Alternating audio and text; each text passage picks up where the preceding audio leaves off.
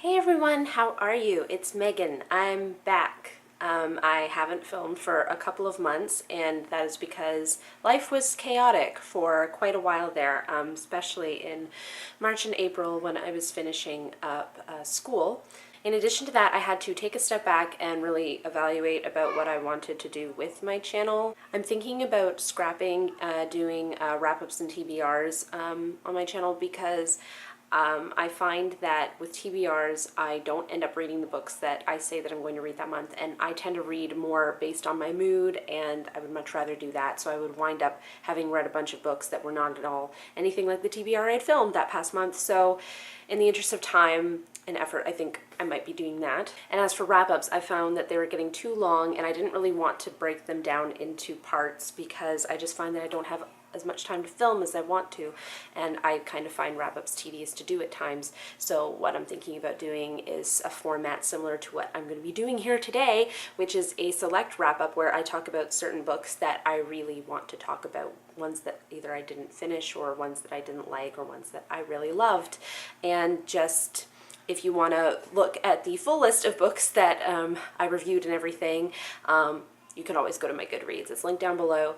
And I'm going to try to put more detail into my reviews as a consequence of that. But as to what's coming, I want to do a lot more movie-focused videos. I want to do more tags and sort of like top 5 lists for both books and movies. I also have a book haul coming, which will be my first one that I've done in several months, as well as my stuff. I shot this video a long time ago, months ago, back when I was filming. This is the last video that I did while I was filming in front of my old shelves, and it's about stuff that I acquired, bookish things that I acquired on a trip to Toronto back in December, as well as just around since then. So that's going to be going up, and I'm really excited about that because there's a lot of awesome stuff in there. But enough about that, on to the wrap-up. I'm just going to pick out a few books that I really enjoyed through the months of March and April to talk about. So the first one that I'll mention for March is The Wind in the Willows by Kenneth Grahame. This is actually the first time that I ever read this book, and I had to read it for a children's literature class that I took,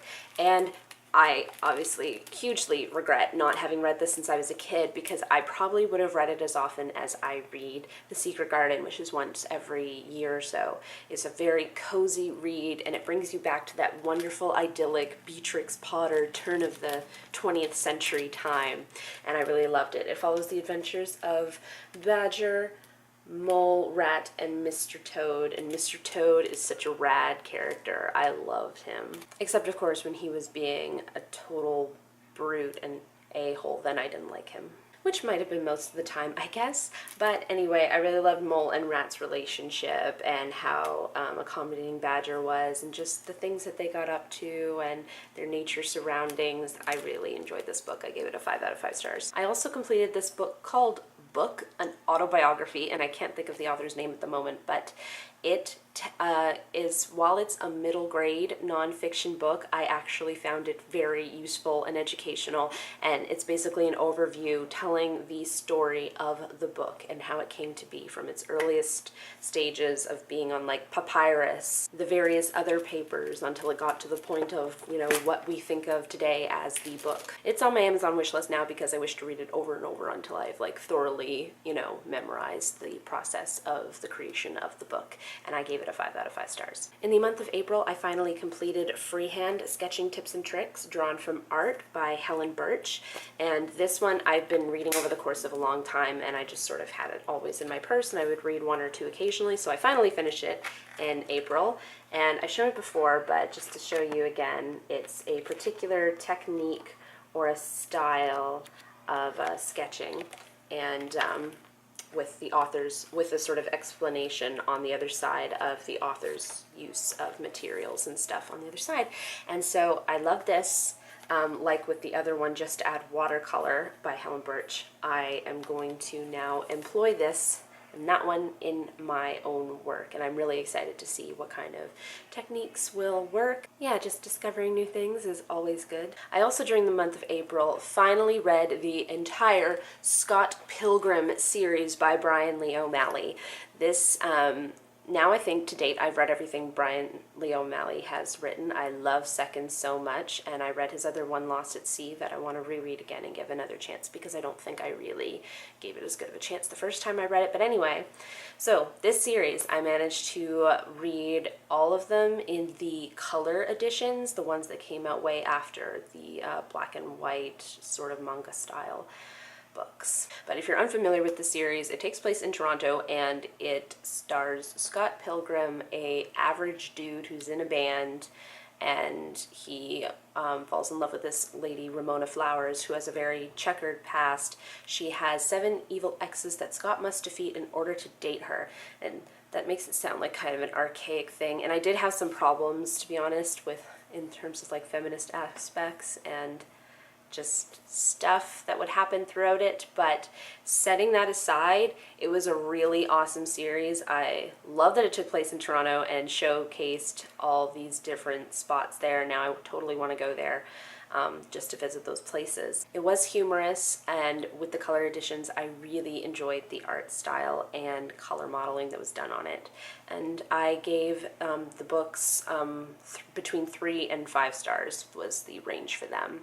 Really enjoyed it. And the last book I want to talk about for April is This Is Where It Ends. This was written by, prepare for butchering, Mariek Niekamp, and the story takes place over 53 minutes of a school shooting, so minute by minute, character by character. There are several perspectives. I want to say around 6, I can't remember, but I'd seen it around on BookTube, and of those who had read it, I noticed that they all had pretty much the same reaction, and so I knew kind of what to expect, and it's what happened to me. I started it and proceeded to read it until it was dark out in 2.5 hours, one sitting, and I teared up many, many times. It's very intense and raw and brilliant. I don't want to say I enjoyed it, but I did. But that sounds kind of screwed up, but you know what I mean. It's a different kind of enjoying of it because it was very good, but not good. You know what I mean. I gave it 5 out of 5 stars. I would recommend it, but obviously major trigger warning. Finally, I will just mention that over the course of those 2 months, I read books 2 to 4 of Harry Potter. Now we're pretty much on track, Matt and I, for finishing the series on time, 1 book a month as we've been doing.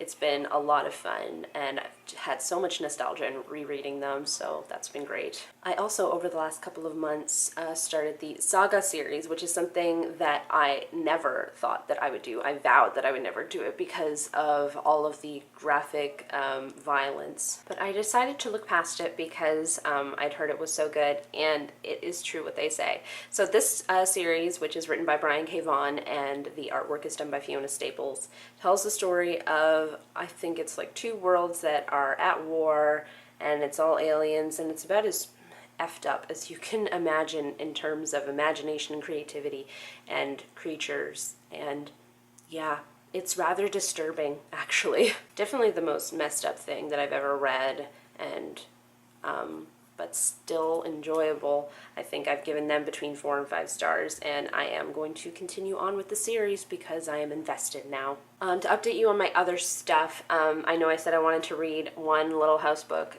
each month this year. That failed miserably. I didn't even get past February with Little House on the Prairie. I don't know if I still want to continue reading it. I'm kind of out of that motivation at this point. But as for Nancy Drew, I am moving along with that. I am on book 13 right now. I just started that yesterday. And I still want to get through all 56 books before the end of the summer. And as for the Dear Canada Diaries, after I finish the one that I am on, I will have 15 left to read, and I also want to complete those by the end of the summer. Overall, I've just been reading what I want to read when I feel like reading it, and I'm feeling pretty good about that. So that's it for my sort of March and April select wrap-up. I don't know what's going to happen. I might just do that from now on, like a sort of monthly favorites kind of thing. But comment down below and let me know what you've been up to for reading these past few months. And that is it for this video today. I hope you enjoyed it. I hope you guys have a great week, and I shall see you soon with my newest book haul and new videos. Talk to you guys later. Bye everyone.